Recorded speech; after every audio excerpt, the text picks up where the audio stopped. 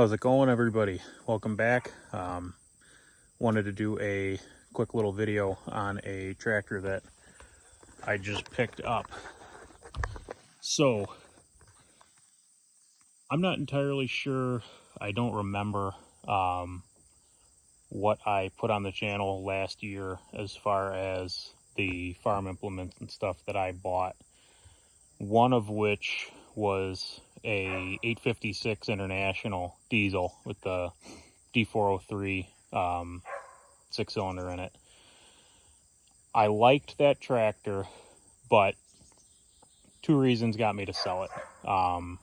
It was a little on the big side for what I'm doing, especially as of last year, what I thought I'd be doing, which was essentially only 3 or 4 acres of hay.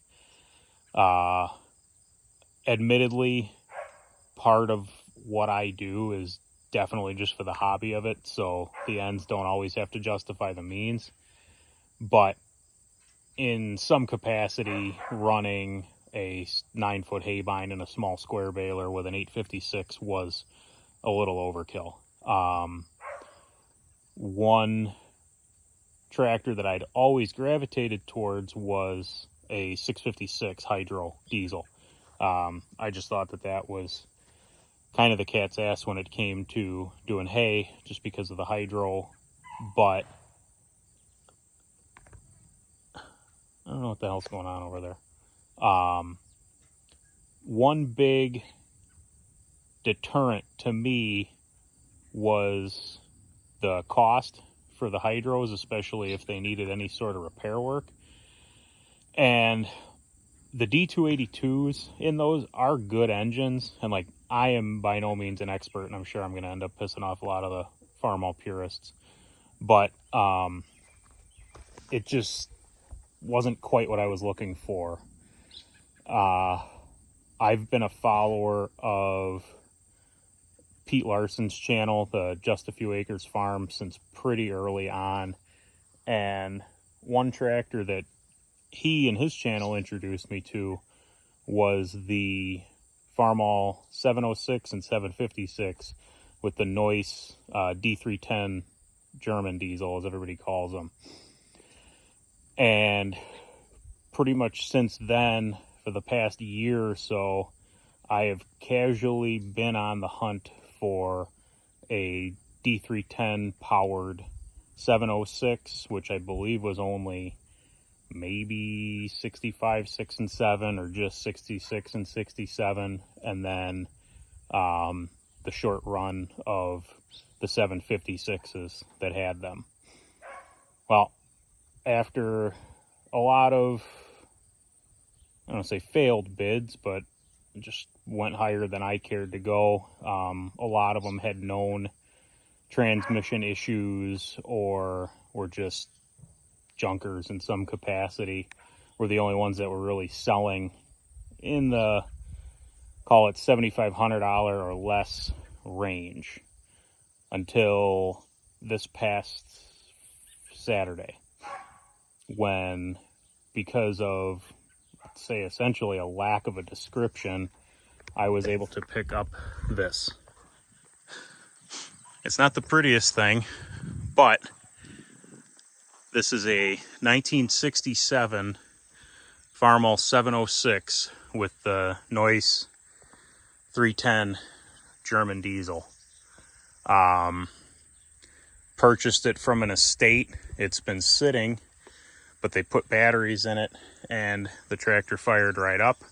However, all of them were sold as essentially not running, no known issues, but just essentially do your diligence and take a look.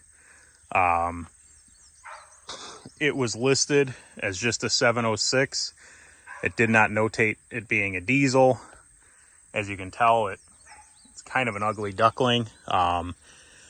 None of the tin work or anything like that was pictured. However, when I pulled up to grab the tractor, it was all there. And It actually looks like it had been repainted at some point. The guy helping load out said that they actually found it all kind of shoved in the barn. So let's take a quick walk around to this one. I have not personally heard it run. I'll show you why in just a second, but I bought this sight unseen. It's only about an hour away, but I was busy on Saturday and couldn't get there. But no welds, no obvious abuse on the front axle. The engine, it's got like an oil coating on it, but everything is really clean, and any of the paint that's missing almost looks like it was taken off by like some sort of a cleaning process, which I don't know. Unfortunately, the gentleman that owned all these passed away and they were selling them out of the estate, but just the way that everything looks and how little gunk and grime is built up, it almost leads me to believe like the engine might have been out of this at some point. I'll probably inevitably pull the valve cover to adjust the valves and see if there's any truth to that. But right here, you can see this rub through. It's actually not from rubbing, it's from the old battery that leaked and corroded. So that power steering line is compromised, and because of that, I don't want to attempt to start it right now. Plus, actually just noticed I don't have a key. A lot of the wiring is, everything works. I think I actually end up having all 4 lights, but you know, a lot of the wiring leaves a little to be desired. But as far as the clutch seems tight, everything seems adjusted correctly. From what I can tell, just kind of shifting the TA in and out, the MCV seems to be pretty well sorted. I think we just kind of need to work our way through the wiring rat's nest and see where we're at. But all the tin work is here. I don't know if the gauges work, but they actually are in pretty good condition. Obviously, I don't know, 2,488 hours, it's a little on the unbelievable side, but you know, there's no moisture in the gauges, no anything. So yeah, this is going to be my next project. Now, I am not going to do much with it. I don't really like stuff that's all restored up and nice. I pretty much intend on replacing a lot of the missing hardware, straightening out this fender. This one fender's bent in a little bit. Straightening out the fenders, getting everything to work off of the correct switches. I'd like to put a new steering wheel on it, put a new seat on it. Obviously fix this hydraulic issue. I'm gonna try and band-aid that tonight just so I can drive it off this trailer. And I'd like to hear it run because I've yet to actually personally hear it run. But if I band-aid that, it'll be enough for me to drive it off the trailer and hopefully be able to test functionality. The tires are okay. They'll probably last me as long as I'll need, but they're a 13.638, and I'm sure I should be able to find a pair of those at a sale for a fair price. One thing I do want to do is find a nice set of, I think they're a 7.5 or an 8-inch front wheel, and get some nice wide tri-ribs for the front.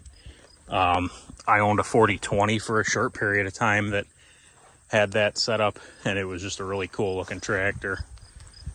But I don't know. I don't know if anybody is going to agree with me or not on this, but just with how clean. Let me hop back up here.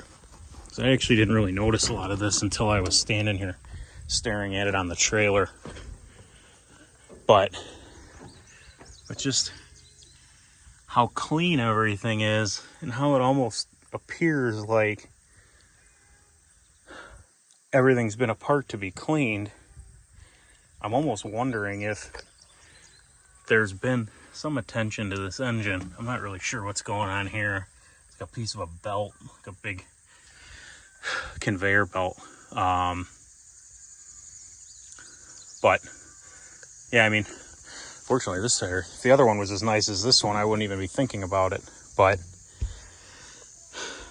essentially get it running, get everything bolted up tight, get all these panels fitting as nice as I can, seat, steering wheel, all the maintenance, get all the gauges working, front tri-ribs, get all of the panels back on, and then use it. That's my goal, is just to have something fun to use. I've been waiting for this day for quite a while to actually get my hands on one of these that wasn't an absolutely astronomical price. And I knew going into it that to some degree it would be a project, but from what the people at the auction company told me, which I know them, I've dealt with them, it's actually the same company that I purchased that 856 from last year. It ran and functioned and TA and everything was good to go. It's just been sitting for a number of years, and all the time that it was sitting, it was always in a shed. It's been outside for about a week, from a couple days prior to the sale until I picked it up the following Monday.